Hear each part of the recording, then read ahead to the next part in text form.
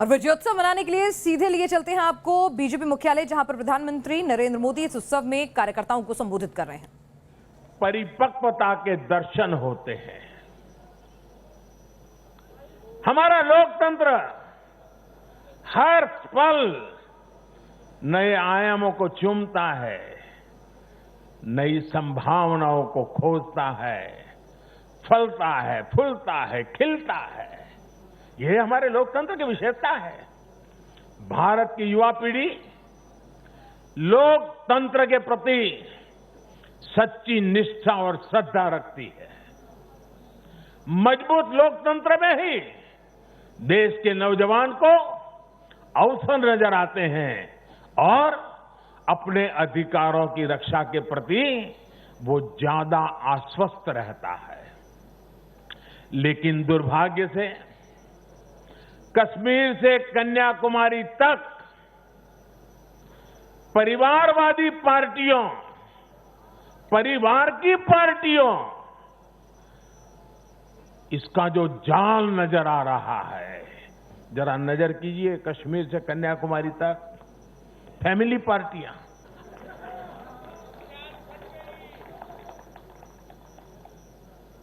ये पार्टियों का जाल लोकतंत्र के लिए खतरा बनता जा रहा है। और ये बात देश का युवा भली भांति जानता है। परिवार की पार्टियां या परिवारवादी पार्टियां लोकतंत्र के लिए सबसे बड़ा खतरा है। दुर्भाग्य से देश की एक राष्ट्रीय स्तर की पार्टी अनेक दशकों तक देश में नेतृत्व करने वाली पार्टी, वो भी एक परिवार के चुंगाल में फंस गई है, परिवार की पार्टी बन के रह गई है। ऐसे में भारतीय जनता पार्टी का दायित्व और बढ़ जाता है। हमें अपनी पार्टी में भीतर के लोकतंत्र को मजबूत बनाए रखना है। हमें अपनी पार्टी को जीवंत लोकतंत्र का जीता जागता उदाहरण बनाना है। और तभी तो देश का प्रधानमंत्री मंच से कह सकता है, नड्डा जी आगे बढ़ो, हम तुम्हारे साथ। यही तो पार्टी के लोकतंत्र की ताकत है। पार्टी हर कार्यकर्ता और हर नागरिक के लिए अवसरों का एक बेहतरीन मंच बने, जहां प्रतिभा के साथ न्याय हो और परिश्रम को पुरस्कार मिले। मैं देश के युवाओं को, जिनके दिल में राष्ट्रहित सर्वोपरि है, जिनमें लोकतंत्र के लिए प्रतिबद्धता है, ऐसे युवाओं को निमंत्रित करता हूं।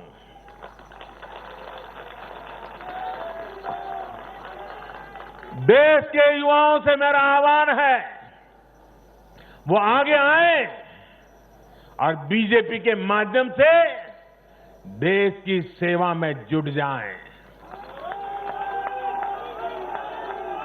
अपने सपनों को साकार करने के लिए, अपने संकल्पों को सिद्ध करने के लिए कमल को हाथ में लेकर चल पड़े।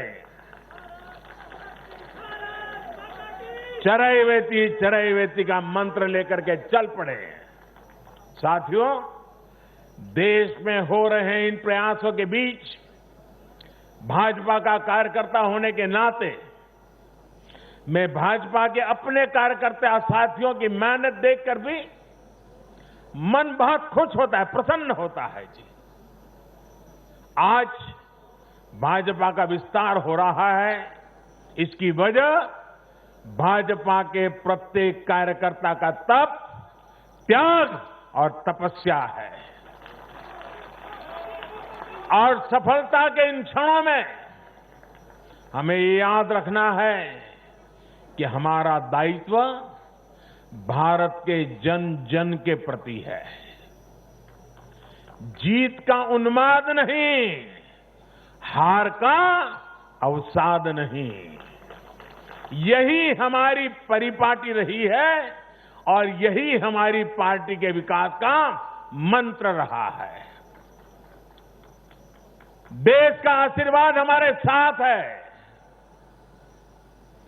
इस आशीर्वाद को हमें अपना दायित्व पूरा करके निभाना ये हमारी जिम्मेवारी है।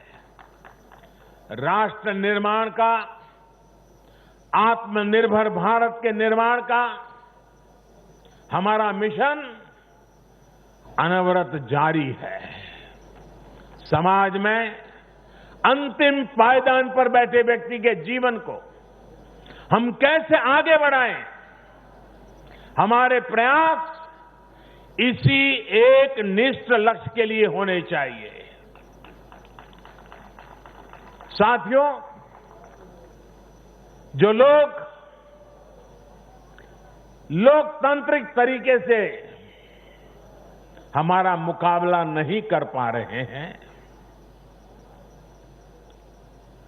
हमें चुनौती नहीं दे पा रहे हैं,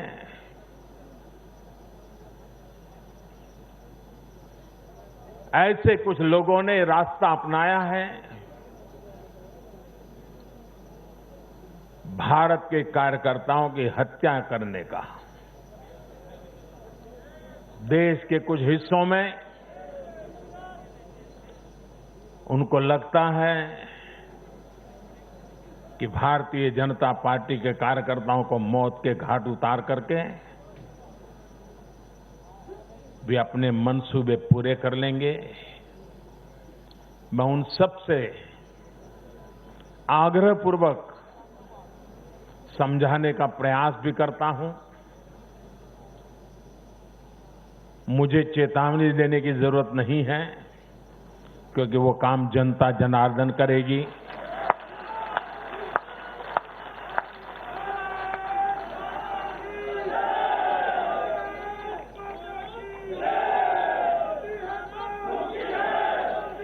चुनाव आते हैं, जाते हैं, जय पराजय होता रहता है।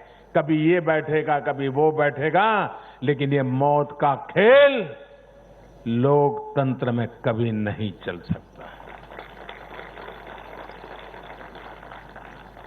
और मौत का खेल खेल करके कोई मत नहीं पा सकता है। ये जरा दीवार पर लिखे हुए शब्द पढ़ लेना।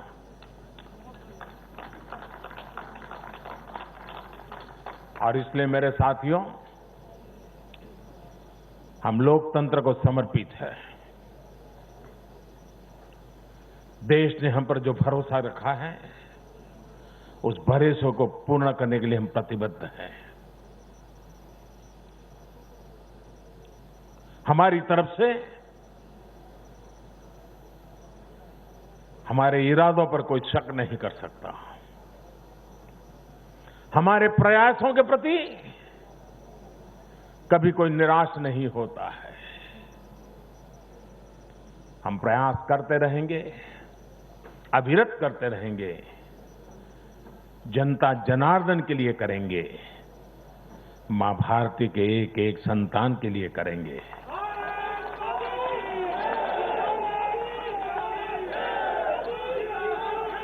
और ये जो चुनाव में आशीर्वाद मिलते हैं, ये आशीर्वाद हमें अधिक काम करने की ताकत देते हैं, अधिक काम करने की ऊर्जा देते हैं, अधिक काम करने की प्रेरणा देते हैं। और उसी आशीर्वाद को लेकर के मैं जनता जनार्दन के चरणों में अपना शीश झुका करके उनके सपनों को पूरा करने के लिए प्रयास में कोई कमी नहीं रखेंगे, ये विश्वास दिलाना चाहता हूं। मैं फिर एक बार देश के सभी मतदाताओं को और मैं भारतीय जनता पार्टी को भी धन्यवाद करता हूं, क्योंकि हमारे नड्डा जी ने इस कार्यक्रम को विजयोत्सव के बजाय धन्यवाद का कार्यक्रम बनाया। इसलिए मैं विशेष रूप से बधाई देता हूं, क्योंकि हम जनता जनार्दन के ऋणी हैं। इसलिए हम उनका जितना धन्यवाद करें उतना कम है। साथियों, दीपावली एक प्रकार से दरवाजे पर दस्तक दे ही रही है। खूब धूमधाम से मनाइए।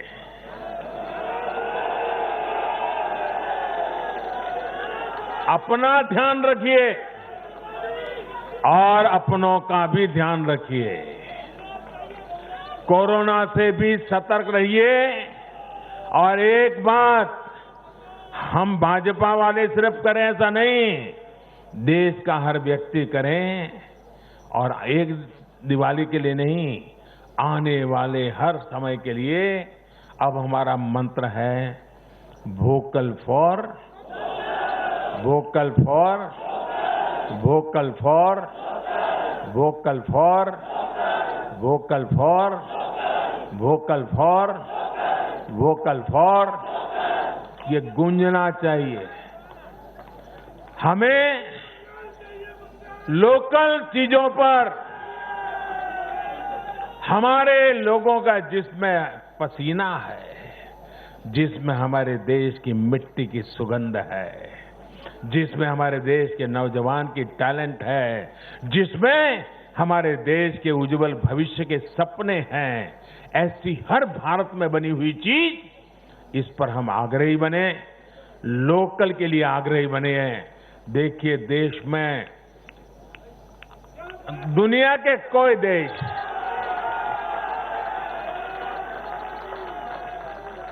कोई हमें दबा नहीं पाएगा दोस्तों, आप मान के चलिए।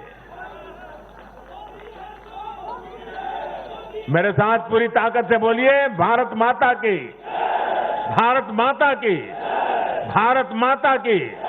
बहुत बहुत धन्यवाद। देश के करोड़ों कार्यकर्ता के ओर से तो प्रधानमंत्री नरेंद्र मोदी ने अपना संबोधन पूरा किया और इस वादे के साथ कहा कि तमाम लोगों से ये वादा लिया कि आप लोकल फॉर वोकल के साथ धूमधाम के साथ दिवाली मनाइए। और साथ ही साथ ये भी इशारा कर दिया कि लोकतंत्र में मौत का खेल नहीं चल सकता। बीजेपी के कार्यकर्ता जो मारे जा रहे हैं तो बंगाल के लिए वो कूच करेंगे, इसका भी इशारा यहां पर साफ कर दिया कि विरोधी हमारा मुकाबला नहीं कर पा रहे हैं, ऐसे में हमारे कार्यकर्ताओं को टारगेट कर रहे हैं। और ये भी कहा कि जीत का उन्माद नहीं होना चाहिए, हार का अवसाद नहीं होना चाहिए, तो कहीं ना कहीं परिपक्व रहें और आप जो है जीत से अति उत्साहित ना हो, अपनी जिम्मेदारी समझें और हार से निराश ना हो। तो एक संदेश भी देके गए हैं प्रधानमंत्री नरेंद्र मोदी। और मौत के खेल से मत नहीं मिलता, ये सीधे सीधे संदेश कहां है? ये संदेश बंगाल के लिए है कि वहां पर जो कुछ हो रहा है, जिस तरह से वहां पर हिंसक भिड़ंत होती हैं, कार्यकर्ताओं को टारगेट किया जाता है, तो वहां पर भी एक इशारों में उन्होंने बात की कि लोकतंत्र में मौत से मत नहीं मिलता है।